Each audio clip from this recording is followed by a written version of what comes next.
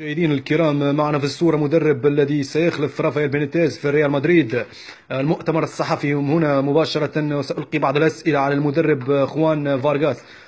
خوان، la puerta favorece el Paris Saint-Germain marca ريال مدريد.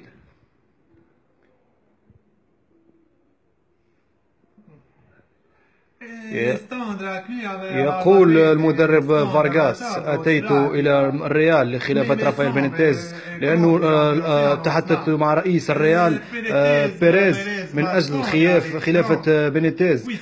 نعم، مرحلة صعبة هذه خلافة الريال في هذه الوضعية. فارغاس: La puerta me sones en Barcelona, el cuarto cero me el ofrece. نعم، برشلونة فريق كبير، إن فاز فلديه مهاجمين كبار: سواريز، نيمار وميسي، ومن الصعب الفوز على هذا الفريق، ولديهم وسط ميدان ممتاز. بإمكانهم الفوز بالتشامبيونز ليج للمرة الثانية على التوالي لأنه فريق كبير. فارغاس: الاسين رافائيل بينيتيز الفونسينس كريستيانو رونالدو في سن ريال مدريد الفارسي بارنسا.